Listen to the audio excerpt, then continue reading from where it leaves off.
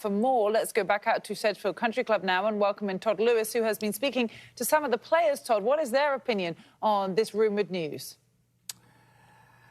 Well, like Rex was talking about, this schedule has been talked about on the PGA Tour amongst the players and officials for a number of weeks and months. But if you look at that schedule that Eamon reported on, the first couple of months are very, very interesting. Of course, the season is going to kick off on Maui with the Century Tournament of Champions. But then you look at that stretch between the Sony Open in Hawaii and the Genesis Invitational, the three non-designated events, the Sony, the American Express, and the Farmers Insurance Open. Now, with this new system in play next season, the top 5 in the FedEx Cup standings during those 3 tournaments that are not already exempt into a designated event will play in the AT&T Pebble Beach Pro-Am.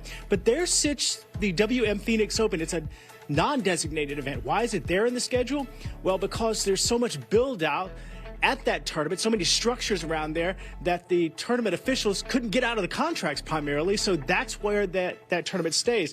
So what's likely going to happen is that those 3 tournaments that I mentioned, the Sony, the American Express, and the Farmers Insurance Open, those standings in the FedEx Cup, those players that advance to the AT&T, those standings will stay in place, and then add the WM Phoenix Open to determine the top 5 after that tournament that will make it into the Genesis Invitational. So a lot of the details are going to be released next week when the tournament comes, or the tour, I should say, comes out with the official tournament schedule. But then there's the issue of the 3 legacy events having cuts: the Arnold Palmer Invitational, the Genesis Invitational, and the Memorial. Here's what a few players had to say about those 3 tournaments indeed having cuts. I think we have to abide by what those individuals and their entities want to do. It seemed like that was important to Tiger, to Jack, and to Arnie's team, and so I think they well deserve that right to be able to run their tournament the way they want to. You know, I sat on the fence about the cut and no cut. I understand why we don't have we went to not wanting to have a cut. We guarantee the top players, the guys that are the biggest draws, are there all 4 days.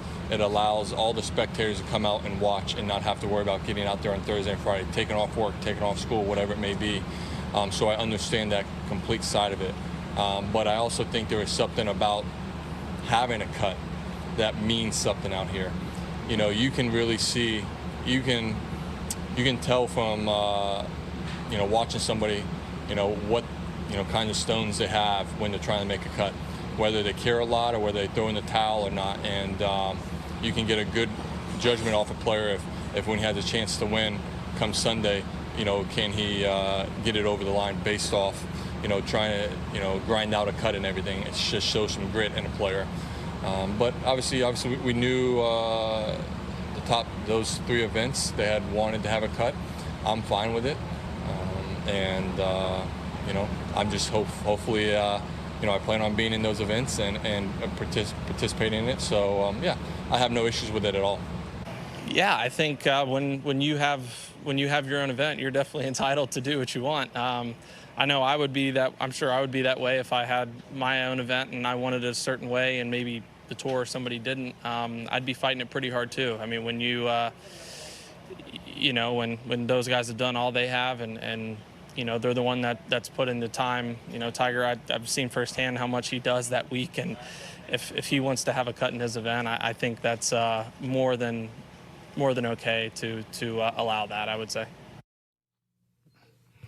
And as we know, Tiger Woods is now a part of the PGA Tour Policy Board, and his voice, it's like a megaphone. People do listen. And you may wonder, with these cut events, will the field expand? Will it be 144, 120, 100? No. The PGA Tour will likely have a field around 75 to 80, the top 50 playing the weekend or making the cut.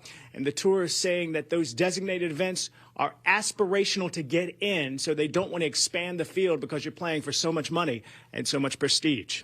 Cara? Well, a lot of change going on right now. Todd, thank you for that report. As we welcome back in Johnson Wagner. We'll speak, by the way, about the news of Tiger joining the policy board in just a moment. But, first off, your impressions on this news, and also noting the fact that this is really the first year we're going to see this January through August schedule on the PGA Tour with this FedEx Cup, or FedEx Fall, as they're calling it, really kicking off, I guess, this year with this kind of bespoke wraparound not wraparound, I should say, this bespoke part of the season now happening really at the year's calendar end. So everything starts in earnest now in January. I love that. Players love it. And my first few years on tour, the FedEx Cup ended and we played for status for the following year in the fall. So I think that's a very comfortable place for players to be in.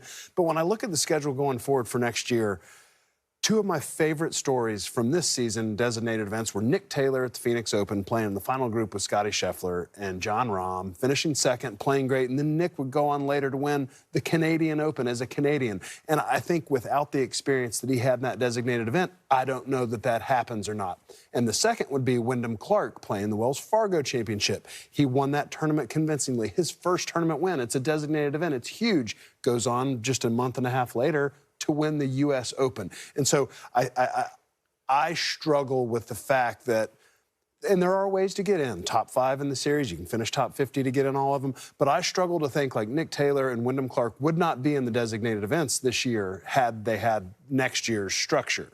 And I think it is a shame that the tour is trying to hold down mid-level players a little bit, because they've proven many times. Nick Taylor's a 3-time winner on the PGA Tour. They've proven they can do it, and they can do it at the biggest stage. So I think with this much money and everything going on, I think the field should be bigger personally. They don't have to be 156. That's too big. But somewhere in the 100, 110 range for all these designated events. Have cuts at all of them. Give more guys an opportunity to make a name for themselves. Well, speaking of cuts, because that has been a headline maker, let's be honest, since it was first kind of laid out there by the PGA Tour, there's only really 4 new events that are not, it's not as dramatic, I think, as it first sounded. The Pebble Beach, AT&T Pebble Beach Pro-Am, the RBC Heritage, the Wells Fargo Championship and the Travelers Championship are 4 PGA Tour events previously to have had that traditional 36-hole cut that won't. Yes, they're being added to the Century, which is the old Tournament of Champions and the FedEx Cup playoffs, but it's not like every single event is now losing that cut. No, I agree, but like you mentioned AT&T Pebble Beach, I've played that tournament my entire career. My first couple of years, it was a 180-man field with 180 amateurs